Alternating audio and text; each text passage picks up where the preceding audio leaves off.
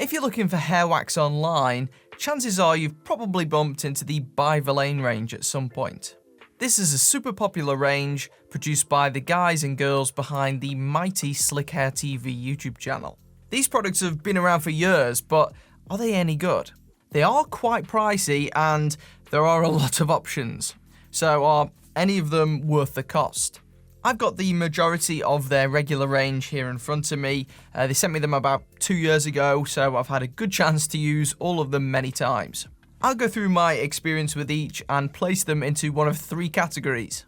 Worth it, meh, and not worth it. Obviously, this is based on my experience with my head of hair, which, as you can see, is short and it's pretty thin. As such, your mileage may vary if you've got a different hair type. So I'd love to hear your experiences with whichever of these you might have tried before in the comment section down below, and I'll link each of these products in the video description if you want to check them out.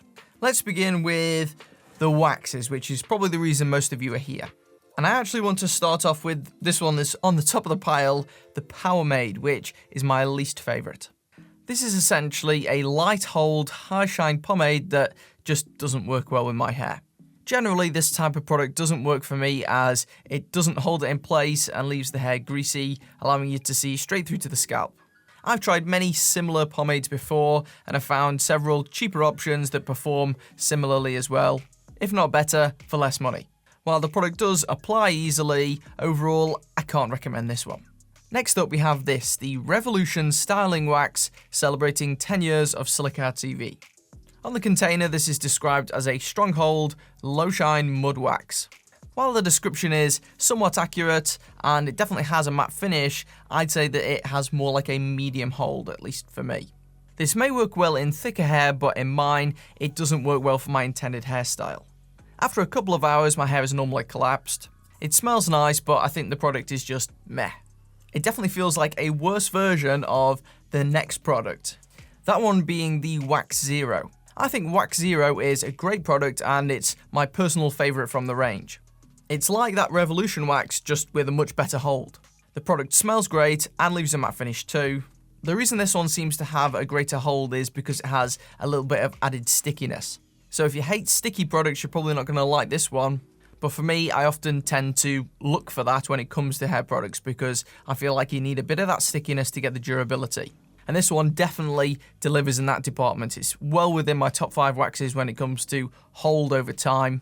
My hair can stay in place quite well for many hours without hairspray when using this product. And even though it is sticky when you're initially using it, once it's in the hair and it's been in the hair for a while, it doesn't leave your hair feeling weird.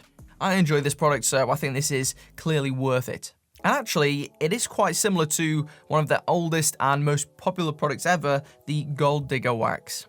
Arguably their flagship product and one of the earliest creations, the Gold Digger Wax was one of the first By Vilain products I ever heard of. This is a really strong matte wax that advertises an extreme hold. As such, as you can probably guess from the description, this is one that works well for my intended look and hairstyle. This Gold Digger Wax seems like it offers a stronger initial hold than Wax Zero, but doesn't quite have the staying power over longer durations. Personally, I lean more towards the Wax Zero as it's slightly easier to use because it is a tiny bit less sticky, though this one is a close second. If you're using hairspray too, the performance of each of these is going to be very, very similar, and as such you can get quite comparable results.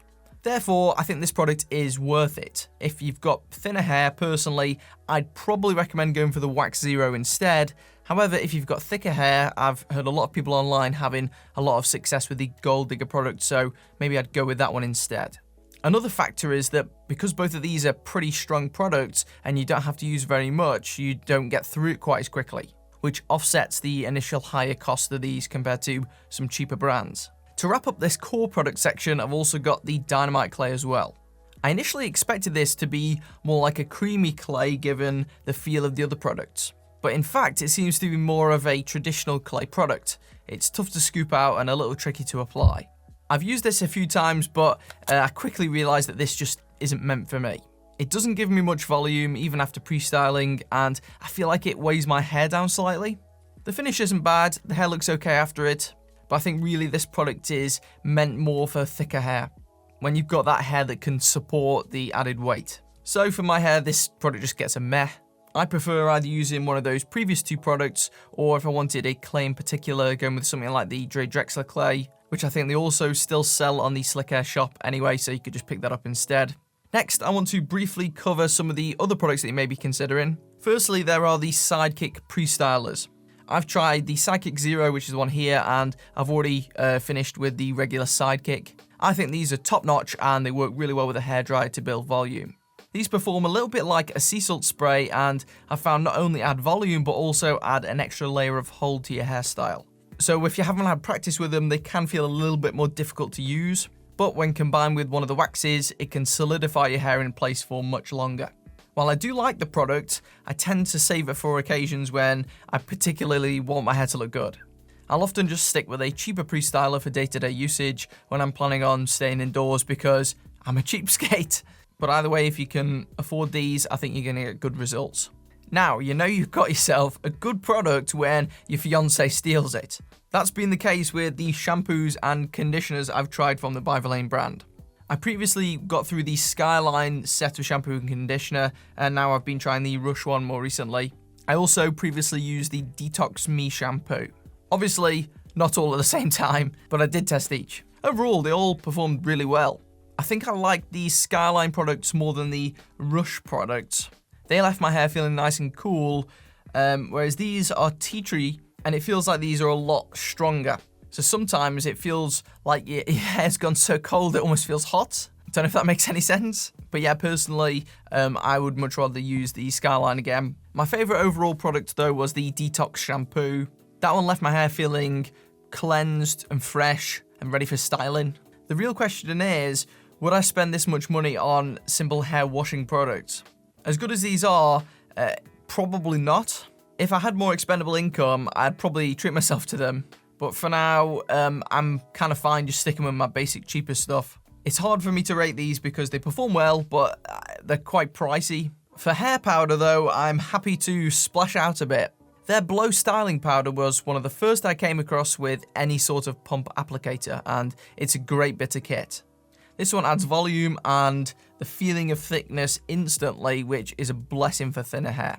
I use hair powder a lot as it never gets greasy, and I think this is one of the best. I'm about to run out, so maybe I'll pick up some more soon. This one is a clear worth it for me. You may not have spent so much on a powdery product before, but this is really easy to apply and it's a really versatile one too. I'll often use this on particularly windy days or if I'm prepping for something like a night out, just to keep my hair solid for those longer durations. So yeah, that's my thoughts on the products that they sent me. I'll leave links in the description if you want to try a particular one out. And I'd love to hear your thoughts on this brand in the comment section below. Have you tried them before? If you enjoyed the video, consider subscribing. I'll see you in the next one.